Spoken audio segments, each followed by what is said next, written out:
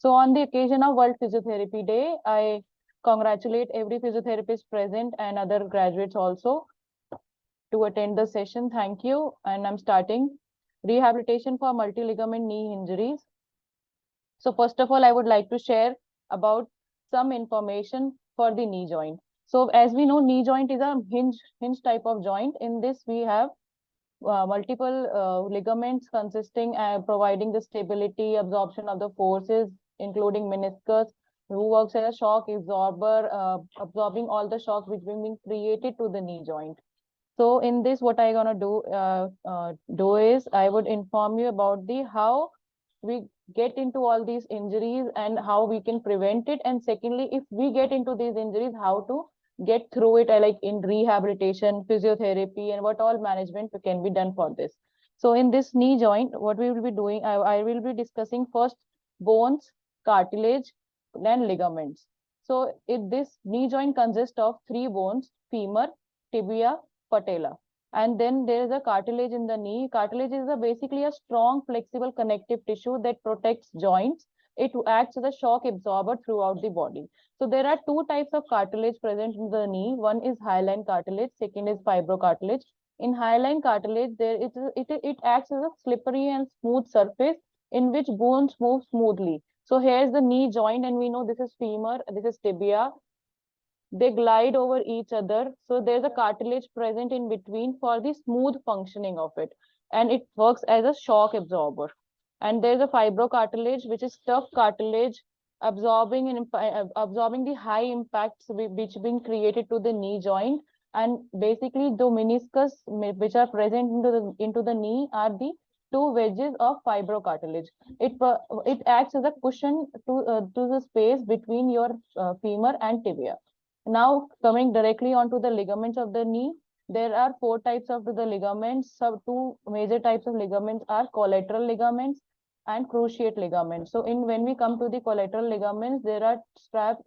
They are basically a strap like this. So it is our knee joint, and in the sideways it is present. One is medial collateral ligament, second is lateral collateral ligament. And here comes in between the X form, which is anterior cruciate ligament and posterior cruciate ligament. So if we come to the medial collateral ligament, it attaches from femur to tibia, and lateral collateral ligament connects from femur to tibia. So the collateral ligaments basically work as preventing knee from moving sideways.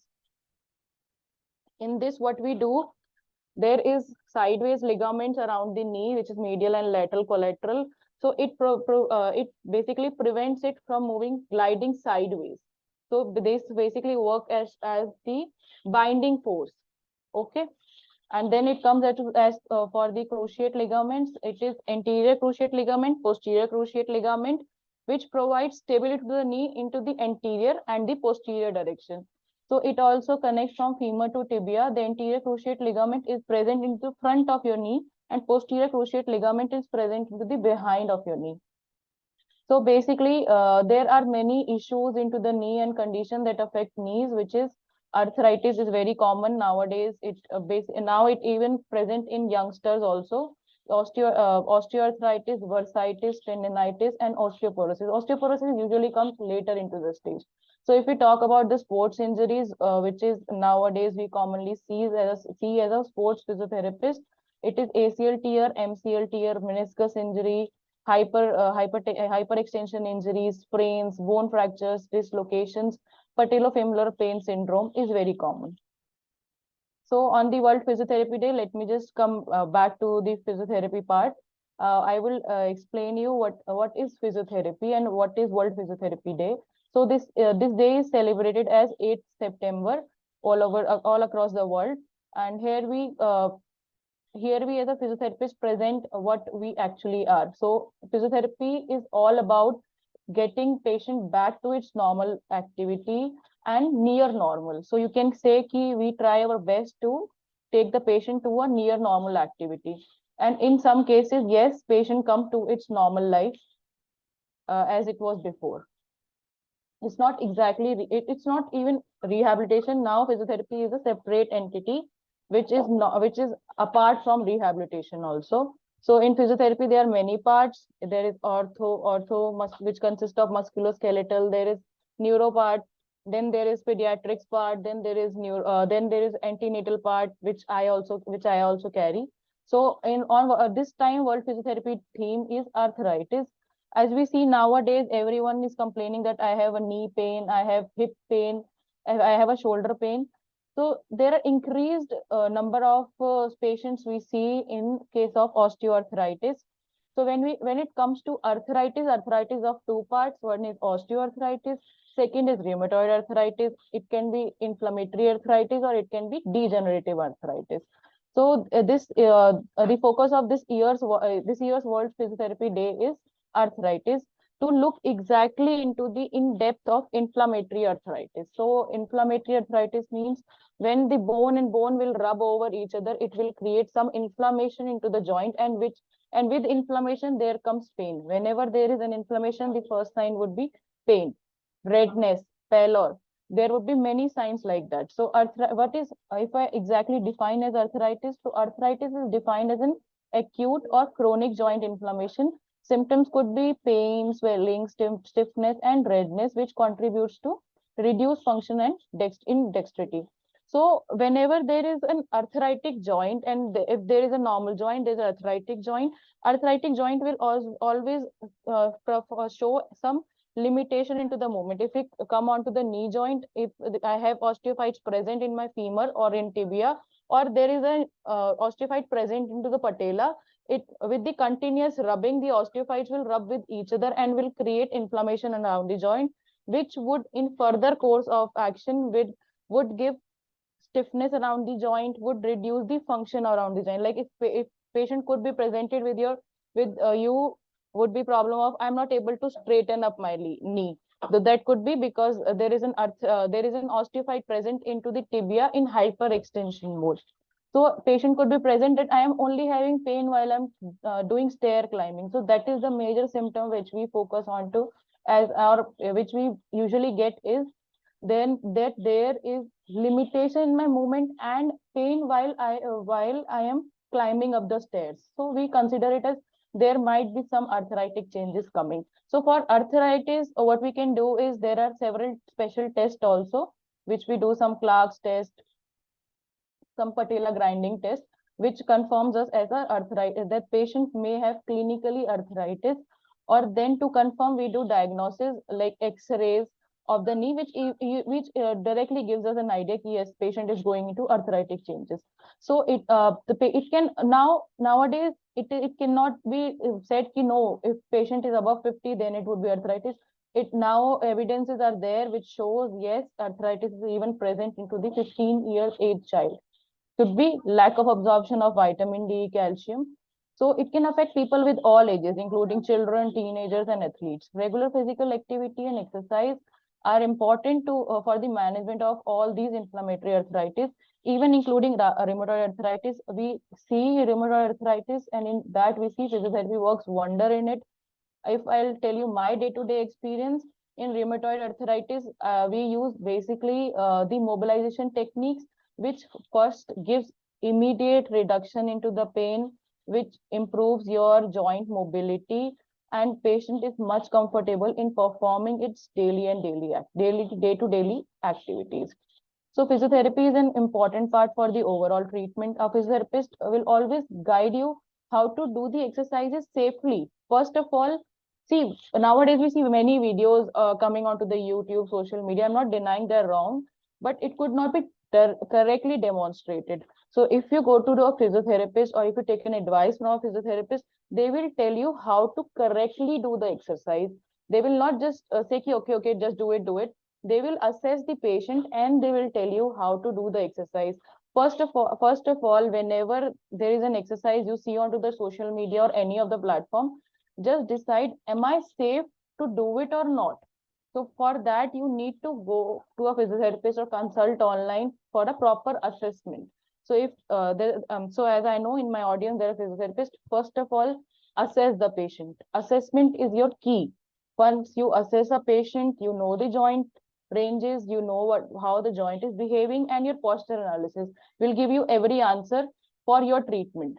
So it depends on patient to patient. Physiotherapy is patient assessment and then treatment. Don't come directly onto the treatment. Nowadays, I've seen people randomly saying, okay, you have arthritis, just do this. No.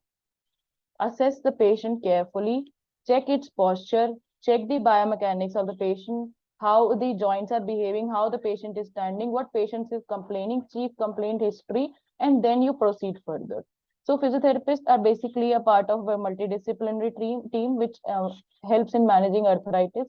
Arthritis is often associated with older people, but it can also affect children.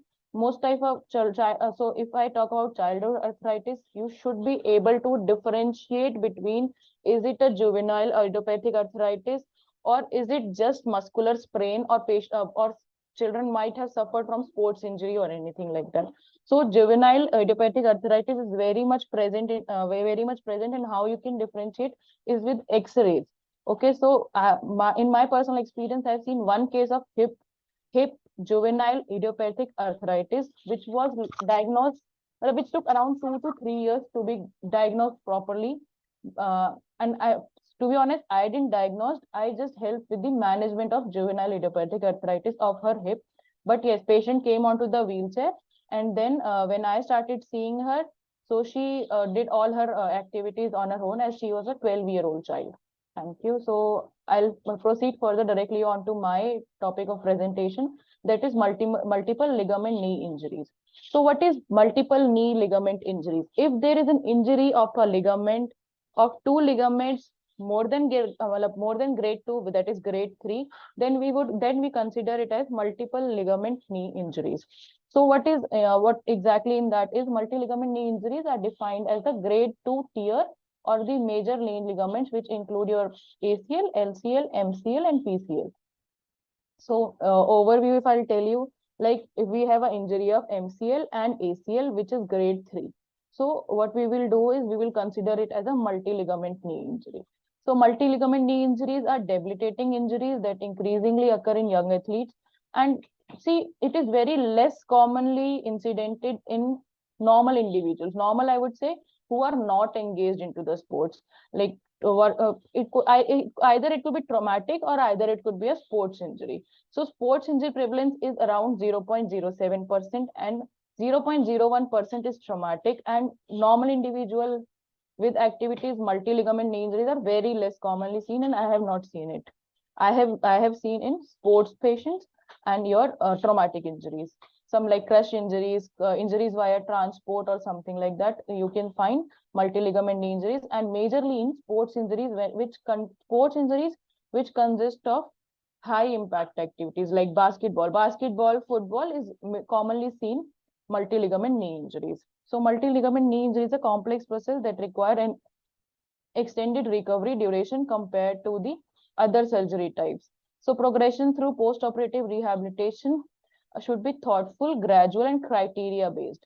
Like if there are two ways of management of any injury, one is conservative and second is your operative management, which we call as a surgical management. So if we are going for the conservative management, it should be very gradual and should be patient dependent. If we are going with the surgical management, it should be a, I would say, consultant based, because consultant knows what graft he has taken, what type of surgery he has done in it, what type of screw fixation he has done. So there are multiple things which we can directly in touch with the consultant. We can correlate and then progress with the rehabilitation part of the surgical management. So after effective anatomical reconstruction to restore joint stability, objective measures of recovery including range of motion. So our objectives for rehabilitation should be range of motion, strength, movement quality, power, and overall conditioning depending on to the recovery process. So it is important to frame a recovery process prior, and then you work onto it slowly and gradually. If it is a surgical management or if it is a conservative management, it should be gradual.